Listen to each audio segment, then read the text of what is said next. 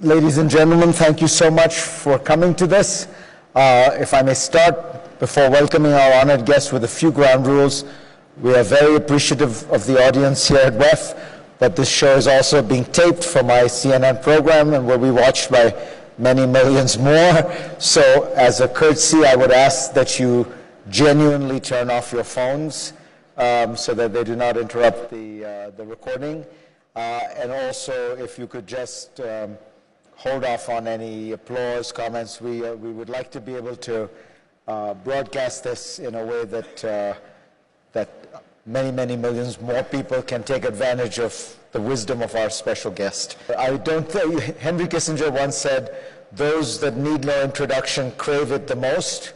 I think this is not true of the president of Afghanistan, Ashraf Ghani, entirely rare figure in the modern world in being a genuinely world-class academic, a genuine thought leader, a person who worked at the highest levels of the international system, who then went on to lead a country and has been very successful at it. So with that, Ashraf Ghani, pleasure to have you. Well, thank you for that marvelous introduction, and it's a great pleasure to see you and to have an opportunity to exchange views with you. So the first thing I have to ask you is about what appears to be some breaking news. It is not confirmed, but there are reports that in Doha there has been some kind of a deal made with the Taliban involving the withdrawal of American troops, presumably some kind of deal that the Taliban accepts. Is there any truth to these reports, and what can you tell us about those negotiations? Well, thank you. Peace is an imperative. A war that has gone on for 17 years must come to an end. But this war is multidimensional. It has very strong levels of interrelationships, and it's not as simple to arrive at a date and think that the war simply ends because of that. Because on the side of the government of Afghanistan, we have binding legal agreements with the United States and NATO, bilateral agreements, and of course, multilateral agreements internationally regarding assistance, trade, and others. The Taliban have a series of interrelationships that are below the surface. They have relationships with all known terrorist groups. They have relationships with the largest criminal mafia on earth, which after cocaine is the heroin mafia. They have an organic relationship with the state of Pakistan that has provided them sanctuary, resources, support, and others. And they have patron-client relationship, them being in relationship with clientage with others. This is a cluster of relationships. U.S. is committed to see a timeline to the engagements, but to just think that a relationship has arrived, I think is exaggerated. We need to be able to get the relationship, because the dimension that is national, namely the Taliban and the Afghan people and the Afghan government, must be resolved politically. But the dimensions that continue the violence and the reason that international forces are present in Afghanistan is not because of Afghanistan, but because 9/11, on one estimate, cost the U.S. government and society $500 billion. How do we deal with all these sets of relationships? We have a roadmap. We have detailed discussions. Let us not also forget that Ambassador Khalilzad, my old friend and the special envoy, was not able to meet with Taliban representatives in Pakistan. Does Doha have that authority? And the function of Ambassador Khalilzad's office is to bring the Afghan government and the Taliban into face-to-face discussions and negotiations. Within that, then the larger issues of U.S. presence and other international issues will be addressed. But there is no breakthrough, you are saying, in recent days? Not in that sense. There's discussion, but this discussion needs to be shared back. A discussion that does not involve the region will not last. Afghanistan is national dimensions neighborhood dimensions, the regional dimension from India to Russia, the Gulf, Islamic and international. If we don't get all the pieces right, one piece alone doesn't suffice. How would you respond to people in America, maybe in other Western countries where troops have, that have sent troops, where they say this has gone on for 17 years, what have we gotten out of it? We have failed in some sense, they would argue. No, absolutely. But the first thing is, the United States is not there because it's fighting in Afghanistan. It's fighting for its security. Second, we have engaged in a very open dialogue. The United States, as a sovereign power, as a global power, is entitled to leave. But we need to get the departure right. Are the fundamental reasons that brought the United States to Afghanistan, are those objectives accomplished? So the first issue is cost. We completely agree that the cost must come down, must become more efficient. So the first thing I request is that everything under the sun should not be built under the war in Afghanistan. When the US Navy needs money, when the US Army needs money, and the US Air Force, it builds it under Afghanistan. What's the cost of the war in Afghanistan? Second, the number of troops. We are engaged in a discussion, we had initiated this, to see that the number correspond to the essential needs. Because every US soldier essentially at least costs $1 million a year. On making it more efficient, on making it, this is crucial. And we understand that our relationship is based on mutual interest, which flows from mutual threats on the one hand and mutual goals on the other. So my answer, first, I pay tribute to every mother and father who've lost their children in Afghanistan. This has included the highest levels of government, like Secretary Kelly, Chief of Staff, who lost his son in Helmand. Second, over 1 million American soldiers, men and women in uniform, have seen action in Afghanistan. We pay tribute. But the job that we started together needs to move. Thirdly, since I've become president, 100,000 troops left, over 45,000 Afghan security personnel have paid the ultimate sacrifice. The number of international casualties is less than 72. So it shows you who's doing the fighting, and the support is mutual. We need to get a stable Afghanistan as an entity that can ensure security of America and Europe and others on the one hand, but more fundamentally, our own democratic rights and institutions and our right to live in peace and harmony. And if I look at Afghanistan today, what I'm struck by is you have a functioning democracy. You're up for the elections again in July. There have not been major terrorist attacks in recent months. The economy seems to be moving forward. Is it fair to say that Afghanistan has turned the corner? Afghanistan is turning the corner. My first tribute is to the Afghan women. Afghan women have come to voice their own. In 33 provinces of Afghanistan, there have been discussions, in the last one, it'll be taking place now. We're going to have the first jirga, the gathering of all Afghan women in the coming months. These are people who come from the grassroots. What do they want? A democratic, orderly system. Second is the youth. The youth of Afghanistan has really come to its own.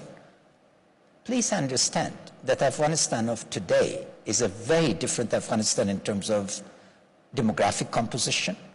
And three are the poor.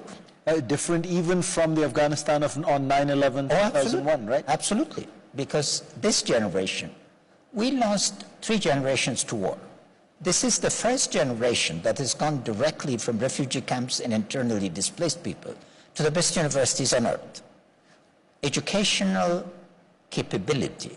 We are now able to staff a modern administration and run it. So the ownership and leadership that has come, and it's also a networked generation.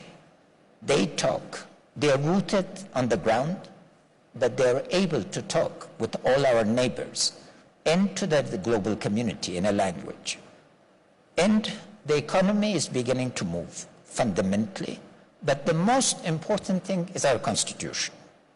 As you mentioned, presidential elections will take place in July. The people of Afghanistan will select their leaders. From 1747, when the last incarnation of continuous Afghan state is taken place, until I succeeded President Karzai, with a couple of exceptions, every succession involved a conflict. And in 1992, after the collapse of the Soviet-backed regime, there was no agreement on rules of the game. Kabul was destroyed. The country went to a level of deprivation and destitution that didn't know. Why? Because a number of people who had all been friends could not agree on the rules of the game. The rules of the game are now placed in the Constitution. 390 laws have been passed only in the last 4.5 years. This is a different country where I'm confident that we can turn the corner. And by 2024, it would be a country that would be able to pay for itself as a going proposition, because you need an economic base. And a country that is a vision of itself as a roundabout, where ideas, people, goods can flow. After 117 years, we've again become an integral part of Central Asia. We have fantastic relationship. We look at every aspect of our relationship as an opportunity. So on the one hand, the United States, our foundational partner, Western countries, NATO and non-NATO countries, but the region, we have come with a positive vision of good relationship with every single one of our neighbors near and far. So would it, as you know, there's a great debate in the United States about nation building. And there's a great frustration, and people say, why did we go into Iraq and Afghanistan with the idea that we could nation build? Now, I think what people really mean is not nation building, but state building, democracy building. Is it your view that the situation in Afghanistan proves that that kind of nation building does work? That kind of nation building works, but not through the foreign agent. Foreign aid needs to be rethought fundamentally. The key is both national ownership and international partnership. With that proposition, in making sure that things are not done for you, but that you can really take ownership. I just give you a very small illustration. The Afghan agricultural sector is vital, but it not received. Last year, we were the largest producer of pine nuts in the world, but didn't know it. So the international figures showed that our production was 3,000 tons. Actually, it was 26,000, because everything was going to Pakistan and then to China as added value. We created an air corridor. We've just sent, in 3 months, 500 tons of pine nuts to Shanghai, and 4,000 are going to be going to Istanbul to be distributed. This type of relationship is fundamental, so you get it right. And what is important, business administration has become a discipline. Political science, unfortunately, is still in the realm of theory. So state building as a discipline is not consolidated. And we need to bring this. A lot of people who work in international organizations, my former colleagues, I hope they don't mind, are amateurs. They're not disciplined. The discipline comes from democratic accountability. Democratic accountability is crucial to make a bureaucrat, a leader, responsive. It forces them into a national debate. You need to learn. At times I'm told, when I speak English, my international interlocutors think I cannot talk Pashto or Dari or Uzbeki. And when they see me talking those languages, they're amazed. Because, you need to connect. The vocabulary is different. The substance is the same, but the vocabulary changes. What is the biggest revelation to you, having been an academic who studied these issues, as a practitioner who now has to actually live these issues? First is the nature of resistance. Short-term interest, unfortunately, trump medium and long-term national interest. And this resistance really needs to be taken very seriously. But the second thing, which is the pleasant revelation, how much a citizen-focused agenda gets response and how extraordinary the ordinary people are. What a woman who has lost 3 sons comes and embraces you and says, take my 4th son, but give me dignity. That is truly something that you cannot put a price on. You know, it's worth billions. Or you see a young child who marches with you and takes a review, her head erect, or rides on my shoulders saying, this is my grandfather, the president. On the one side, this immense decency of the general public, the citizens. On the other hand, the short-sightedness.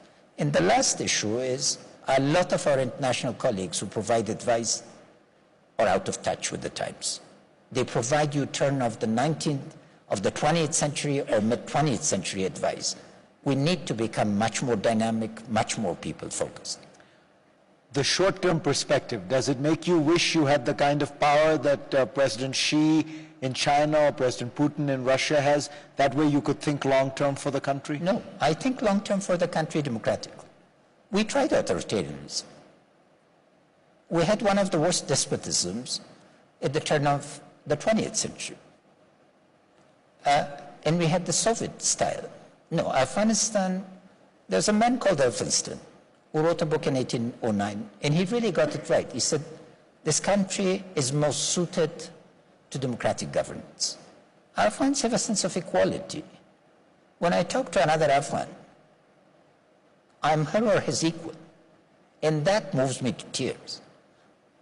We're not sycophants, and authoritarian regimes might suit others. It doesn't suit our culture. Our culture is one of equality. Hierarchy, for the market we are willing to accept hierarchy. For the state, if we don't engage in discussion, we have a saying, if you put a meal in front of Afghans, but they have not been engaged in cooking it, they will criticize it. The single biggest strategic challenge you and your predecessor have had has been that you face an insurgency in the Taliban that has funding, training, and geographic support bases in the neighboring country, Pakistan. The Pakistani military has used this to destabilize Afghanistan to secure what it sees as its interests. There's a new civilian government in Pakistan, a new prime minister.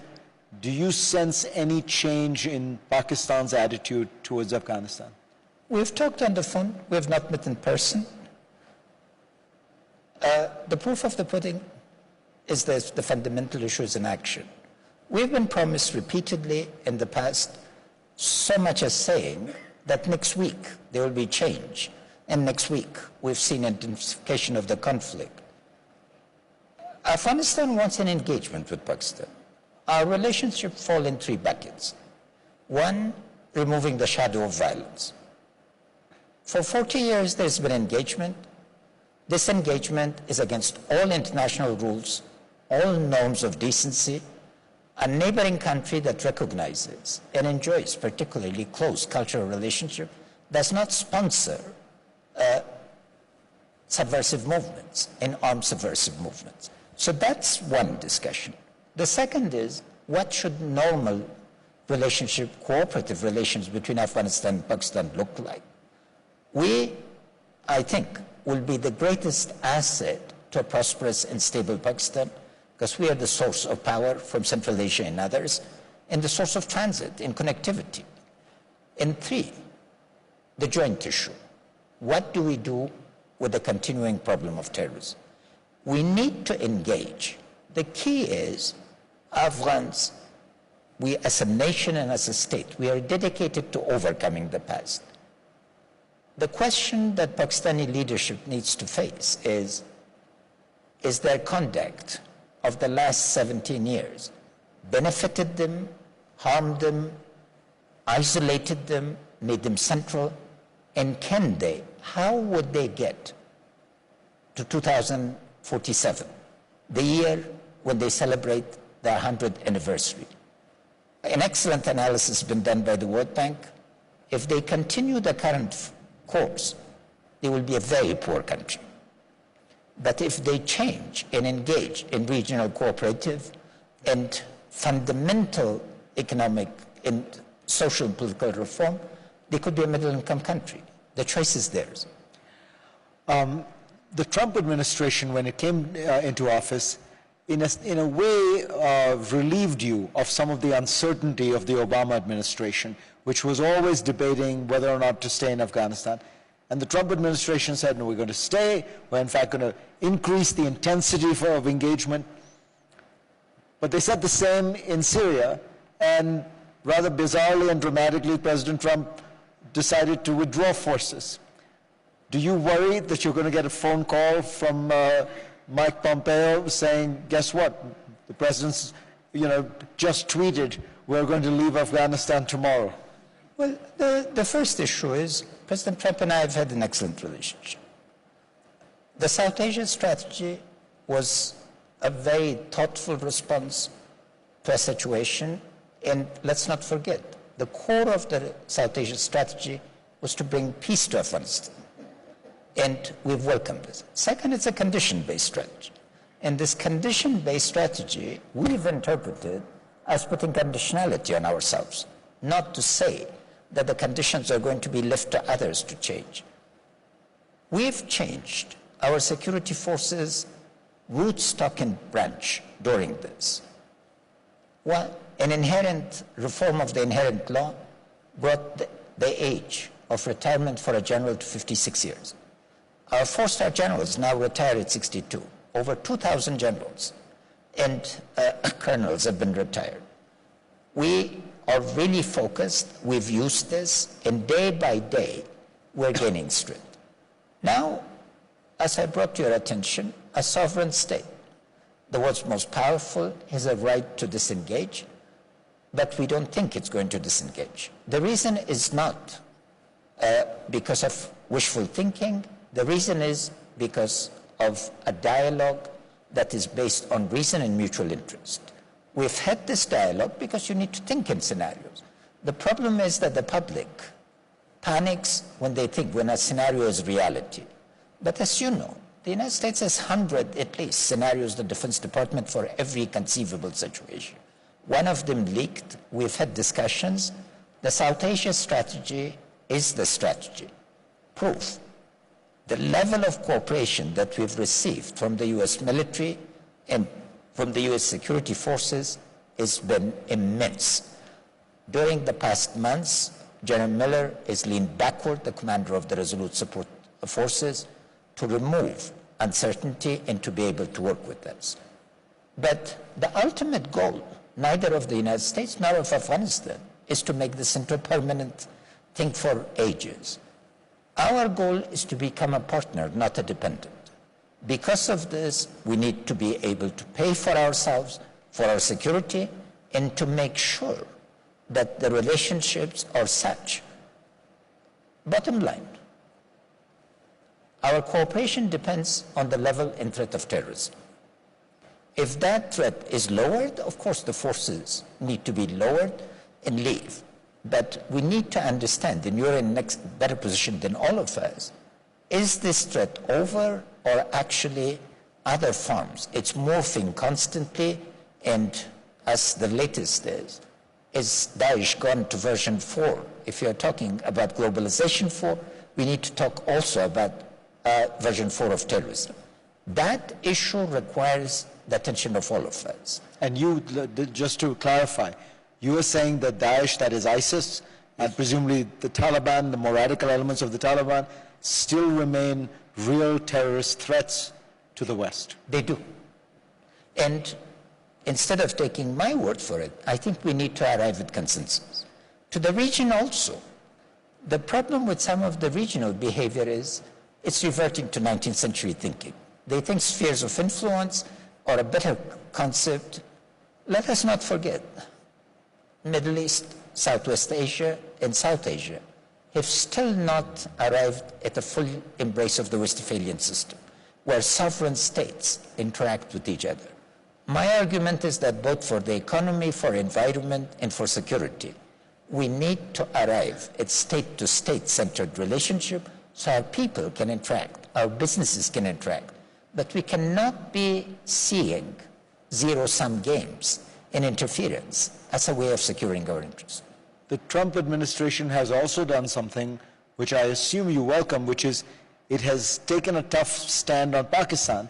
But has that been real? Again, there was a certain rhetorical outburst where the Trump administration and Trump himself threatened Pakistan with the withdrawal of aid and such.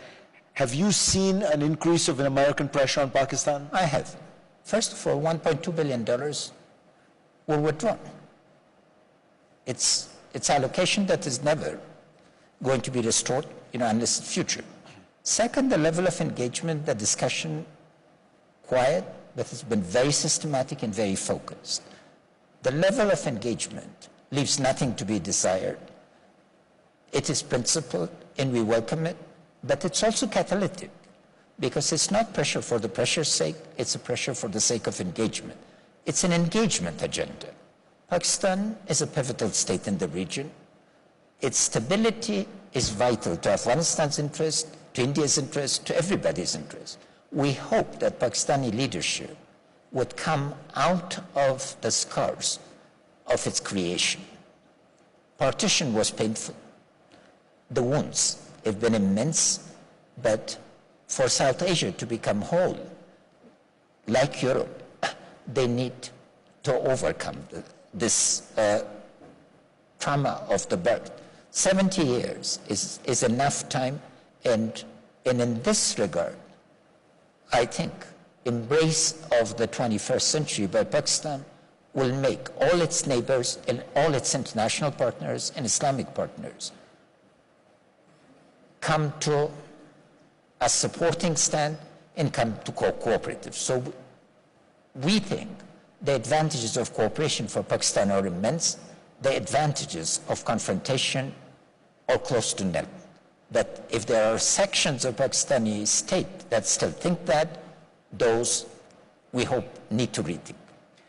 So you are that rare foreign leader who has had a very good and productive relationship with Donald Trump. And you think his policies have basically been supportive and successful. Why do you think that is? Well, first, because I don't talk much. No, literally. Maybe you have to be able to get your main arguments in 2 minutes. And if President Trump is engaging, and if you get your points across cogently, then he asks you questions. Our first phone call, when he was president-elect, lasted 15 minutes more than we thought, because it was a real conversation. One cannot dismiss the questions, the fundamental questions of a world leader and think one is getting away with. And the other is you need to be able to represent your country with dignity. I don't ask, I've never begged for myself anything. For my country, I want. And third, you need to know, to show that you care a lot more about your country than your foreign friends and partners. And fourth, we are very lucky because we've had a very large range of American diplomats, particularly American military personnel and others, who've gotten to know my country and particularly me. During the years of President Karzai, I was responsible pro bono basis for bringing the security transition of the U.S. and international forces. So that gave me an opportunity to see both my country and to see the relationship. As part of this, modern leadership, particularly for one of the poorest countries on earth, is representation. We have to know the networks. And when context changes, a lot of people fight the context. Our approach has been to say, what are the opportunities in the new context? And that enables us not to be defensive. So when policy is made, you need to understand it's going to take a process. When the Afghan policy was being made by President Trump, a lot of my American friends came, and when they came to my room, they were very uneasy. This is taking too much time. And I assured them, I said, under President Obama, it took longer. You have a friend who understands that policy making, and because of it, I pride myself of never having lost an international colleague and friend because of short-term worries. And when questions are raised, we answer them.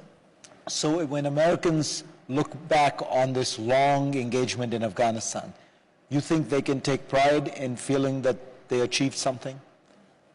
Enormous. First, thank God, there's been no recurrence of 9/11. It's not because of luck. It's because of the immense sacrifice and effort. Second, the Afghan people are a very different people. We are thousands of years old civilization and culture, but in terms of youth, we're one of the youngest countries. In three, the fundamental numbers have changed. Democracy, as you've written and articulate every other day on your program, is not an overnight dose that you inject or an injection. Democracy building requires that patience, and I think we are at the cusp, and with the elections, I hope that the transition will consolidate and we will be able to show that the investment that was made in us was worth it. President Ghani, pleasure to have you. Thank you. Thank you. And thank you so much. Thank you. This was such a pleasure. Thank you.